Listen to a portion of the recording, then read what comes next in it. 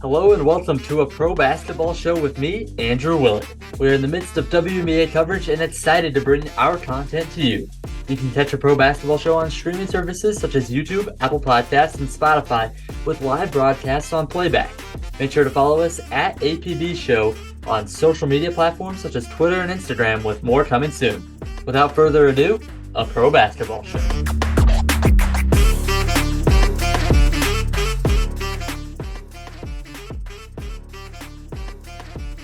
Hello and welcome to a pro basketball show. The WNBA season is underway. We've had a few games. It's still very early, a very young season underway in the 2023 summer, but we have some undefeated teams still.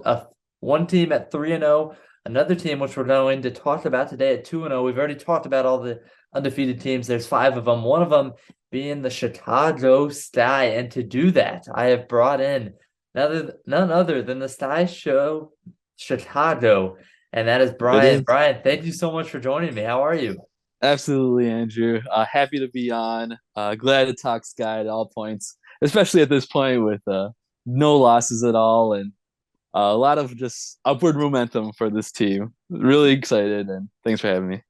Absolutely, and you can't feel any other way than good about how the team has started. Like you said, no losses. I guess maybe like I said, it's a young season, but 2-0, you can't complain about that. How are you feeling about the opening weekend? Pretty good. Yeah, I mean, the teams talk about power rankings. They've talked about what people on the outside have seen with all the offseason changes and everything. But it's just fun to watch the basketball get played out on 2 road games. Exciting times. I mean, all these teams have talent. All these teams have something kind of to play for, to fight for. And the Sky just played, and they played hard, and they played really together. Yeah, and they made some wins. And I mean, Skytown, it's 2-0. It feels good, and you're kind of just ready for what's next, the next challenges. Exactly. I mean, with the Chicago, actually with this whole WNBA season so far, it's just been fun to watch kind of how these teams gelled after all of the changes in the offseason and trying to see where these teams grow, how they can grow. And I think especially for Chicago, because as we started talking about them, I want to kind of acknowledge we did have our preseason preview pod with James K, but I want to acknowledge kind of like where you were at before the season and where this team found itself, because they win the title 2 seasons ago. And then they lose in the offseason. Diamond Shields, Stephanie Dolson, Lexi Brown, as minor piece on that team, but a very good player now. And then this offseason, they lose Candace Parker, Courtney Vandersloot, Azurá Stevens, Emma Meeseman, Allie Twidley. Just so much talent out the door. I don't know about you, but I know I wasn't feeling good. A lot of people aren't feeling good. But James Wade apparently was feeling all right, because he decides, hey, we're going to build around Talia Topper. We're going to be just fine. And they make that trade for Marina Mabry. They add Courtney Williams, Isabel Harrison, Elizabeth Williams. I downplayed that ad, but so far, so good. Elena Smith, really good so far. A really solid draft. We'll talk about that in a moment as well. But how did you feel about this team's offseason at the start versus at the end? Yeah, I mean, as a fan, you really, I mean, the heartbreak of that, the game 5, the chance to have it already like over with at the end of like game 4, but losing game 4 and game 5 against Connecticut, things felt like just weird and off.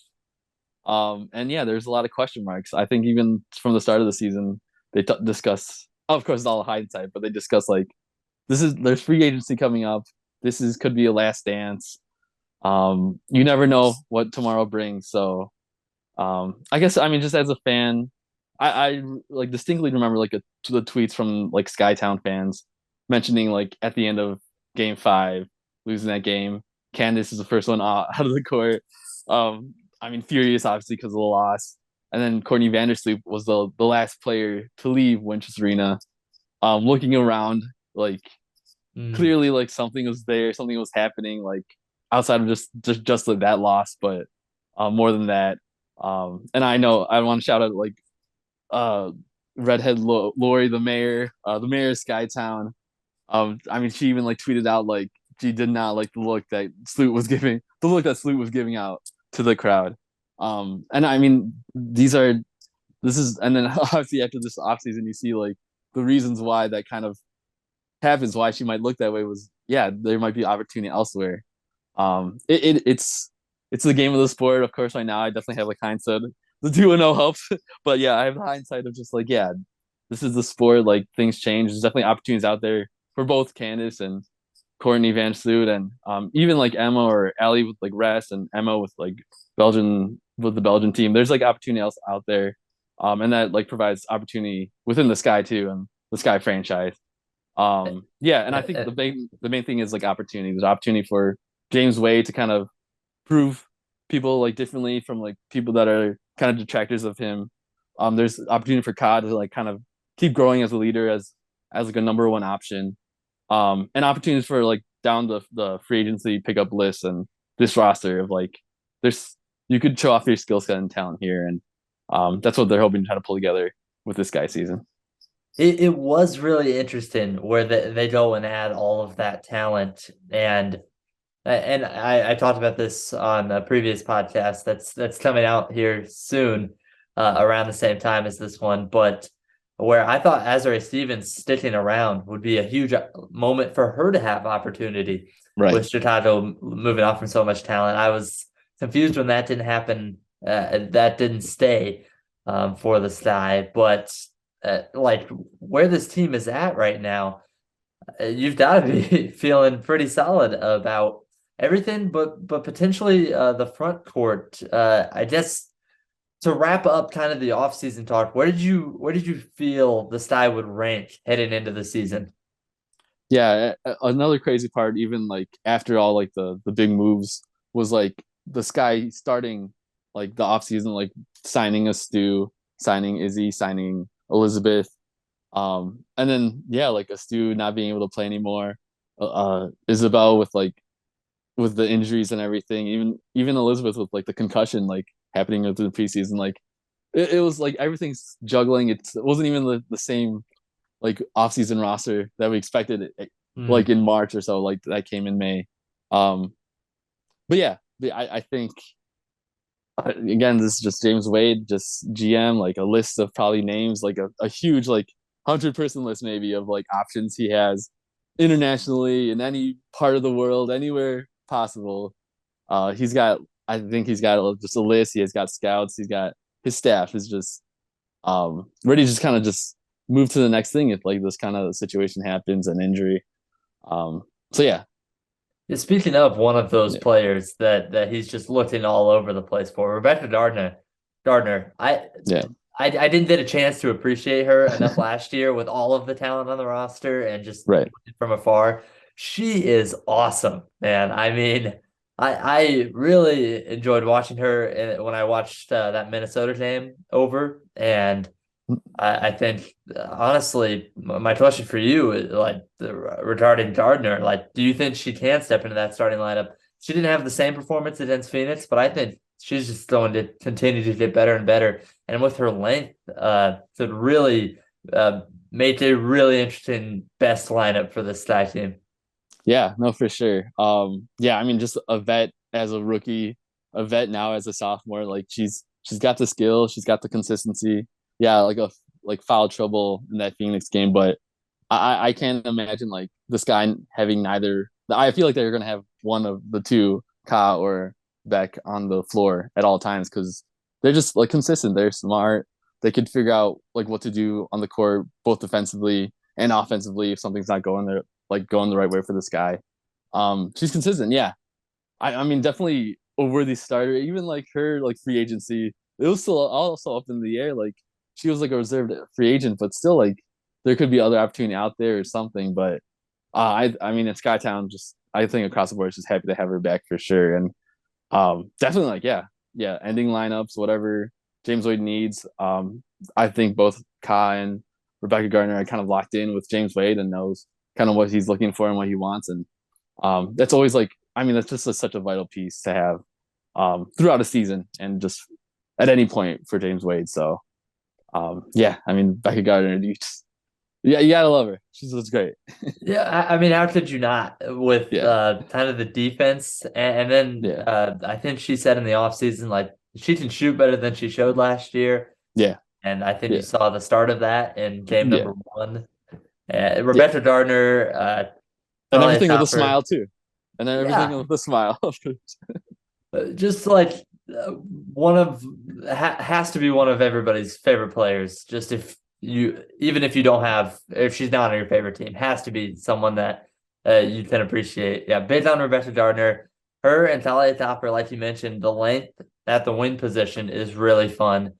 And then I think like the guard spot, I feel really good about Dana Evans continuing to grow. What did you think of the Marina Mabrey move?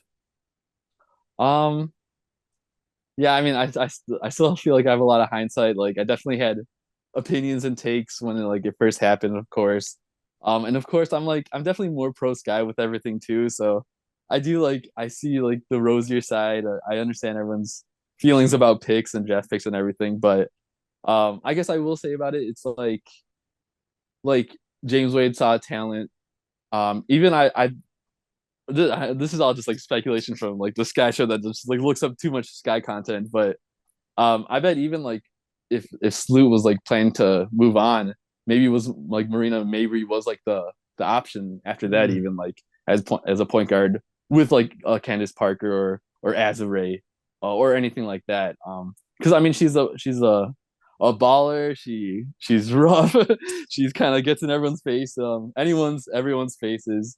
Um, yeah, and I do think even right now like there's a lot to unlock with Marina Mabrey for these upcoming games.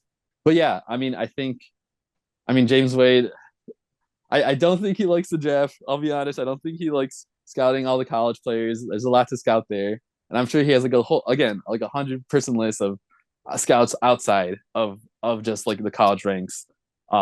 Players that have been maybe drafted before, that are kind of playing overseas from like the 2019, 2020 drafts. Players that have just developed outside of just the college game, but developed from that to like the pro game to international play, and then going from there. So and I think he trusts himself, he trusts his staff with that a lot more than maybe like with these draft picks with like the lottery system and everything like that. So yeah, and again, hindsight again, but I mean Robin Parks, Mo Birch, they're kind of balling out there. They're out there. They're rookies in this with a smaller even contract than the top lottery picks. And they're like producing really great stuff. And I think that was really the bet that James Wade had. Um, yeah, as like the international scout rather than like the collegiate scout. Yeah. And yeah, yeah, No, that's really interesting because I like I guess everybody was a little questionable around that trade because of all that draft noise, but it really was like, hey, we can still add talent, and we can get this player that he very clearly wanted in Marina Mabrey. And so that kind of with the addition of Courtney Williams too, who again like tough shot after tough shot, especially in the mid range, really impressive. But those two in the backcourt on the wings, you've got Rebecca Gardner and as well as Talia Topper, of course. And then kind of the front court was a question for this team heading into the season. I think this is a good transition into the season so far because it started against Minnesota, and I think it was an interesting question for the side because Minnesota doesn't have that top tier big down low like they did when Sylvia Fowles was on the team just last season. And so without that bid, Elizabeth Williams is able to hold her own pretty well against Minnesota. And I guess as I go into that game, they did out to a slow start, trailing 14-7. Minnesota doing pretty well at home. But then they just dominate the second quarter, and they do so defensively. It kind of powers that run. It kind of seemed like Minnesota wanted to start out with a lot of ball pressure and defense, but then Chicago was like, "Hey, we want to do that too, but we're just going to do it a whole lot better." Do you think defense was kind of going to be a piece of the formula for James Wade with the pieces that he's brought onto this team? Yeah, yeah, definitely. I mean, the prior two seasons, it was vets, it was players that they definitely had a lot more WNBA mileage on them, older, and of course, like this league continues to get younger, rookies keep continuing to come in, and I think yeah, they were willing to kind of change it up, especially again with like without having maybe like the toppest end like um of front court talent, like having like a John Cole Jones or Brittany Griner or Brianna Stewart or something like that. I think you got to pay with like something like athleticism, like running hard, like um, yeah, kind of just being active, getting like I think a quote from like the off season was like causing chaos, like causing havoc, Mm. and nothing's more havoc than people just running around like crazy and putting like so much effort into defensive moves, into deflections, and yeah, I think he picked the players that would be able to do that for him, on this team, on this roster. And then I want, well, I'll say like that. I think that training camp was like so vital, getting that mindset too, like getting all these players bought in, seeing like Mm. the success that could happen if they play this way. Um, yeah, and just like yeah, getting out, getting deflections, and I do think that the training camp was pretty vital in like making this like 2-0, and it will be like vital throughout the season, of how these players play, how they trust each other, and how their willingness to go hard at any point. So and like Dana Evans was a great example of that in Mm-hmm. the most recent game, I think, because Marina Mabrey's out. Dana Evans plays a lot of minutes Yeah. and all over Mariah Jefferson. And I don't know the number of turnovers that Mariah Jefferson had. It wasn't her best game in terms of taking care of the basketball. I know that, but Dana Evans following her up and down the court, some key turnovers down the stretch. And I think like she's just one piece of, like you said, all of that speed, all of that length, that James Wade kind of brought in, and the defense was awesome. And then it really led, especially in that Minnesota game. Phoenix was able to slow it down a little bit, but you could see Chicago just trying to push the basketball pretty much the whole time. And I Yeah. mean, uh, I guess that's a very different style as well from the Chicago team a year ago. Yeah. Yeah. Yeah. For sure. Yeah. Again, the pieces that came in, yeah, like a player like Courtney Williams, athletic, like goes for rebounds, like nobody's business, like willing to jump and get those rebound, like offensive, defensive rebounds for sure.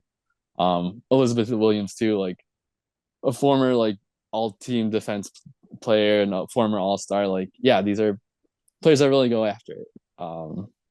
Yeah, Well, and and it's yeah, Well, and that's just what I noticed with Elizabeth Williams too, on offense as well. They're trying to play through her a lot, and like I didn't know she had maybe the playmaking chops that she's clearly showing so far. And I was curious after that first game against Minnesota, Jessica Shepard, not the tallest or biggest player down mm, low for in the W, and obviously was for Minnesota. And I think it was a great test in Phoenix. Brittany Griner, obviously, so excited to have her back, but she went off in that game. I still thought Elizabeth Williams held her own very well down low, and I think kind of the main show for me that hey, maybe this could work for Chicago without having all of that depth down low, was they still were able to pull off the win with Brittany Griner going off like that. And I think kind of the formula, like you said, of playing that defense and having all of that length on the perimeter on the wing, kind of it definitely helps Elizabeth Williams. But Elizabeth Williams was also very impressive in that win against Phoenix. What were your takeaways from that game and the win over the Mercury? yeah. I mean, she's a vet, she's a pro. Like, she's played so many games in the WNBA. She's played so many like competitive, fierce games overseas. She's played like for Fenerbahce, like a lot of the EuroLeague teams. Like, I think she's in a part of, and like competed against. And so like she's definitely well aware of these players. She's a vet. She's like the truest vet out there for sure for this guy. Yeah, and it's just great to see it kind of come together. And even yeah, like she was in Washington last year.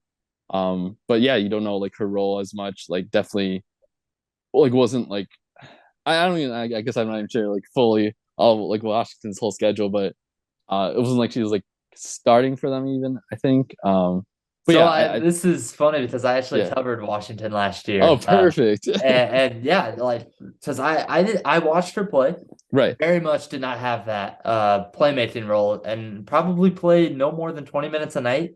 Mhm. On the good nights, maybe it was between 12 and 18 on most nights. And so I didn't know if she had this in her. And my question of like, could she be a 40 game center at six Mhm. foot three? And I think very clearly, at least so far, the answer is yes. And Yeah. like you said, just stepping into a much larger role. Yeah. Yeah. And again, like again, opportunities is like the case for like all these players. This is opportunity for them to kind of show off, yeah, a skill Huh. that they do have inside them, but maybe yeah, the role wasn't quite right in their prior teams or something like that. Um, yeah, so I mean, it's exciting. I find it exciting to see. I hope Skytown also feels like that excitement. These games are gonna definitely come through, and there's definitely talent all over the WNBA. But this is like a pretty fun, talented bunch that they have in Skytown. Yeah, I mean, there's yeah so many different centers out there. I actually like wanted to figure out like all the starting centers out there and like kind of like compare them to like where Elizabeth Williams could be, and I think she can compete. I think she could be a vet and work where she needs to, and not even like work where she needs to, but also kind of teach and be a vet and explain like to like the younger the players maybe the this like Sika Kone, like Mo Birch, like Alana Smith, um yeah, how to like defend, how to be there, how to like act like a vet, act like a leader, and help like this team in full. There's a lot I feel like that Elizabeth Williams can give, and I think she's right now she's definitely giving though. So, and I am curious, we will get into like where you think this team could be because, like you said, there is a lot to be excited about with these Mm, players stepping into larger opportunities. I have some smaller questions around the roster, though. sure. I guess from there, like Christina Nigwe seems to be that Yes. backup bid. Do you think that Yeah. holds true throughout the season? Yeah, it's really interesting. So she has like the vet minimum contract, but she's like the pregnancy exception for Ruthie Hebert. Hmm. So it's definitely like Ruthie's. I mean, again, congrats to Ruthie. What a blessing. Having a baby like so like fairly pretty recently too. It's pretty nuts, and she's definitely working her way back into like basketball shape and getting out there to play. Yeah, and I think yeah, I think Christine Niguez like she's gonna keep putting it all out there, like showing her opportunity, like competing at any case. And again, yeah, another young player that's like I mean, yeah, another 2019 player too that just wants to like show her stuff, show the skill that she's worked on like a lot of her life and even overseas and with like the UK basketball team, national basketball team. Um yeah, it's I think she's definitely like I do like sometimes I try to think I'm like James like think I had like James Wade's mind and like how he's gonna work these like numbers out, how he's gonna maybe cut or move or like resign or something like that. I'm sure he's got like again like hundreds of options out there like in his head and like in the staff's head. But yeah, I think she's shown a lot. Christina Nigwe has, and yeah, again there's a there's definitely like math and like cap sheet science that they're gonna have to figure out. But I do think she could definitely stay and be an Hmm. important part of this team. The next question, Dana Evans, another kind of backup right now. Yeah. But my question is to you, like, can she be a starting point guard in this league? We've seen her shot be a little bit inconsistent so far this season, has hit some big ones nonetheless. But the defense is there, maybe a little short, but that speed is so impressive. What do you think? Yeah, absolutely. That's a starter for sure. Is this I homer love bias? it. I don't. It doesn't matter. This is like Dana Evans high bias. It doesn't matter. I mean, I think she's got it. I mean, the determination, the attitude is like exact the right type of attitude you need to be. I think in this league and kind of working hard in this league. Yeah, yeah, definitely there'll be opportunity there for her. Again, it seems like there'll be a big role for her on this team. Um, I find it Yeah, exciting. She's yeah. still pretty young. But yeah, I definitely think, yeah, easily down line. She's definitely a starter. How about Morgan Birch stepping into Dude. the starting lineup? Do you think that is here to stay as well? I mean, I really like her game. I also really like what Elena Hmm. Smith brings. Hmm. Um, but like Morgan Birch, a little bit more playmaking, maybe a little bit less shooting. Hmm. But I guess between the two, who do you think starts this year? Thoughts on Morgan Birch as a rookie and what she's shown so far? Yeah, I mean, again, just another player that's kind of stepped up into like a starting role. She was like the very last like training camp signee even on this team. Like she was like at the very end. Like it was like, and then now she's starting. I mean, again, just another crazy story. Like she was like the Astu do placement, replacement player. Like she has like a kind of similar build, a similar skill set. Like, and I did really felt like Stu was gonna have like a huge role on this team. And I think Mo Birch kind of just go like flows into that role and like shows what she has, and what she can do. As a again a fairly young player, as just like a 2019 draftee. Um, yeah, it's exciting. And Alana Smith again, again opportunity. Who's out there, and she wants to. I'm pretty sure she wants to like capitalize on it, show off her talent to not just like the league, the WNBA overseas, but and like to the Opals even. But I think just herself, just whatever she's practiced and like the crazy stuff she's done in the Polish league this past season. I do think it all kind of even depends on like Elizabeth or Isabel Harris's like injury and Good point. recovery too. That's yeah, so crazy how like it was such a rough story. Like oh, again, those like yeah. I mean, I just injuries are just rough, but yeah, just her recovery. I still think like having Elizabeth Williams as like a starter, you kind of really do pair her with Mo Birch, and you kind of had that tandem work through it, and again, like all these players are like definitely seem to be there supporting each other. If one player doesn't have like as much of like the juice that game, there's always like another player that's kind of willing to step up. Christine Nigwe, Alana Smith, and maybe even Sika Kone in the future would be very great.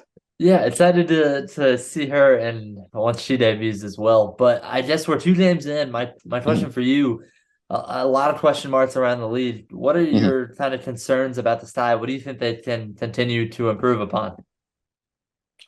Yeah, I think I mean there's definitely going to be more talented rosters coming through, super teams that kind of flow through here. So yeah, it's I guess there's like definitely thoughts about like concern like foul trouble um yeah, I mean there's foul trouble. I'm definitely too like I feel very high on this team. I won't lie. Well, Maybe I'm gonna how wait till could you like not? Friday, so it's hard not to. I mean, Andrew, it's hard not to. But Undefeated yeah, at this point, a super fan on your end, like this is it's a exactly great what I place to wanted. be. Exactly. There's definitely a lot to unlock still too. Marina Mabry still hasn't had like full That's like a good point. practices, full even like integration with this team.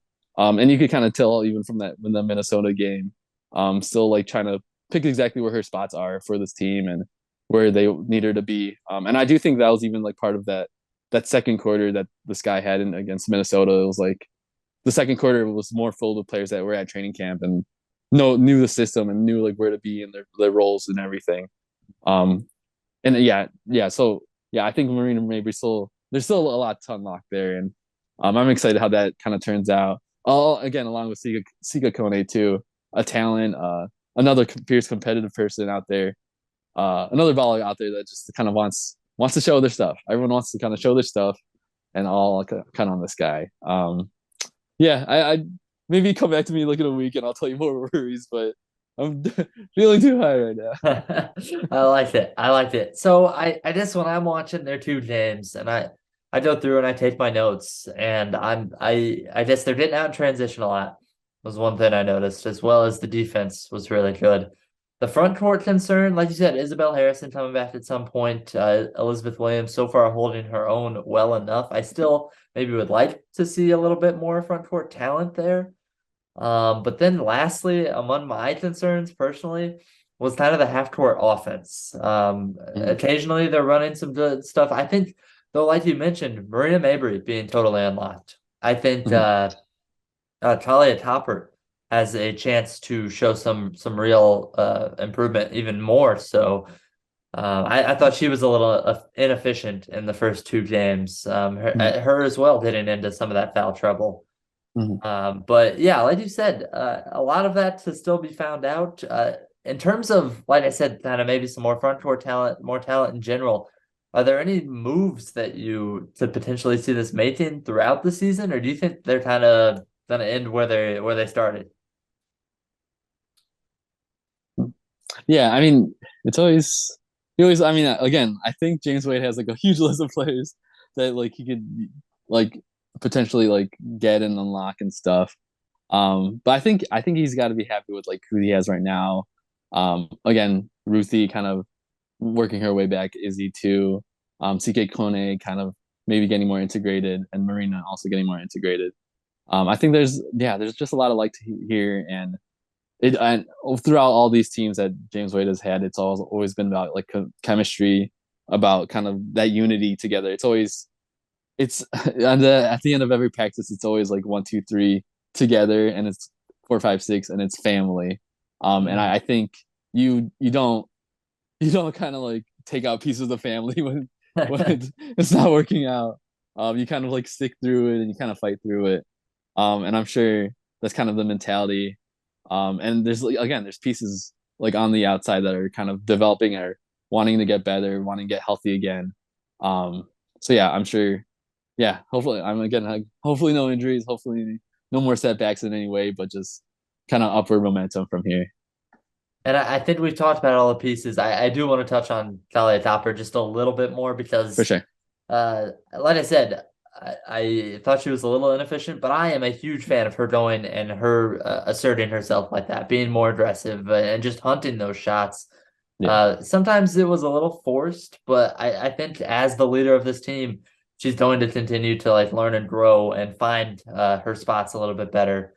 Yeah. Maybe a few less lawn twos, continuing to attack the basket, more threes maybe because she did hit a few against Phoenix before she Yeah. got into foul trouble. So I don't know. Yeah. What were your takeaways from Ka early on?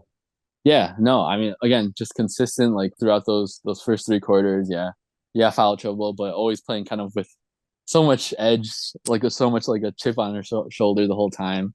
I think I remember like a play where like Diane Taurasi was kind of like trying to be like joking around and laughing, but Ka did not. Like she had like Mhm. just a straight face, just like we're playing. I'm playing. I'm here to play. I'm here to win. I remember that. Philly, Yes. yeah, like it's just like Philly Ka through and through. I think that was like the name. I definitely dubbed to her like even from like Sun Times or just like from her teammates before too.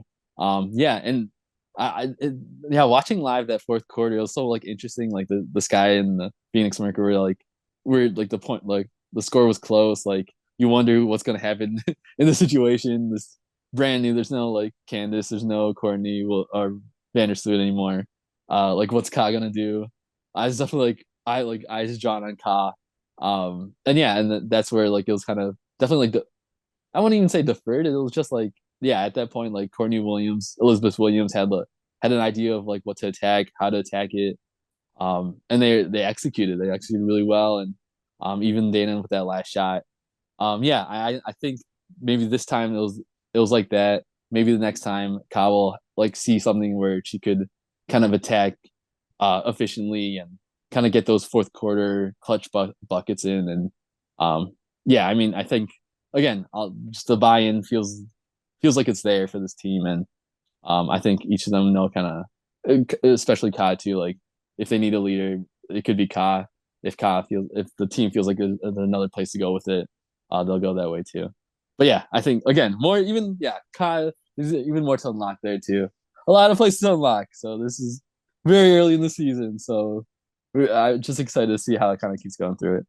Very, very young season, but I mean, Sty fans should be happy. 2-0 is a great place to start. So many questions at the end here. It's just like, how long can this team stay undefeated? How good can this team be? What's your prediction at the end of the regular season? It's 40 and I'm down. I won't go that far. I don't even remember how many games there are or anything like that. But yeah, I think I mean I will say like I want to say that like this is a good like how do I phrase this? I guess this is a good way to show like what basketball is about. Like All right. from like just throughout the season, I think that's like should be the main goal, regardless of record, regardless of like standing or power ranking or anything like that. It's like what is this franchise about? Like are they have to be gritty, they have to work hard, they have to showcase skills and talents um that are kind of just unknown, like maybe to like the casual WNBA fan, even like the diehard WNBA fan. There's kind of like talent out there, and the Chicago Sky basketball has to show like that they like foster that talent, they cultivate it, they help these players like get kind of get their careers like at a place at a level that they want. Mm. Yeah, like throw everything else out the book. Like I think that's should be the main goal for this franchise. Yeah, superstar players leave for sure. We've seen it before for the Sky for Chicago. Um, but yeah, if they show like what this kind of franchise is made out of, outside of even like charter planes or locker rooms or you have to carry your bag home or whatever. It's about I think that's like the main route for this franchise and for this season. Mm. And I think it'll be on James Wade, it'll be on the staff, on Ka and Dana, on Marina, and just the whole roster down. Yeah, and I hope that's like the main goal. Hopefully it's all just not just talk from Sky Show, but let's I'm hoping for something good. Like you gave the right answer. It's a cheapo answer. I was like you said, It 40 better and be. 0. I want to see like the top two seed. No, I think this team likely ends up between 5 and 7. Seven's where I had them before the season started. Mm-hmm. I think that, honestly, if they can continue to grow, I could see all the way up to maybe a fourth seed. But yeah, I think this team can ultimately be a really solid playoff team. And yeah, I don't know how long they stay undefeated, but I think they continue to fight, like you said, and should be a good showing. For sure. Yeah, Skytown come out, fans come out, like go to Winchester Arena, go to the other games, follow this team, follow like all the great people talking about it. People, yeah, just putting it all out there. Like, yeah, this is a team to watch for sure. All right, Sty Show. Where can people find you, Brian? I'm just on Twitter. I'm just on TikTok. Look for my TikTok. I'm on Instagram. I've been actually helping out with the local W. Kind of just trying to write some stuff. I know like tweets are more of my writing skill, but willing to like put together an article or here or there, if need be. So I'm just putting it out there, and yeah, I'll be at Sky Games. I'll be at Winchester. So I'll try to find me. I don't try to put my face out there too much, but try to find me. Just you'll have a sense of that Sky Show. So yeah, again, thank you, Andrew, for having me, and love talking about this team. And we'll definitely reconvene when they're like 38 and or 2-38 or something, or whatever happens. 40 or no, whatever Exactly. happens. But either one of those will have a lot to talk about. For sure. Seriously, thank you so much for taking the time and joining us for a Yeah. basketball show today. Thank you.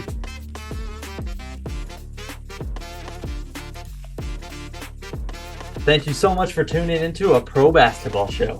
You can catch a pro basketball show on streaming services such as YouTube, Apple Podcasts, and Spotify with live broadcasts on playback.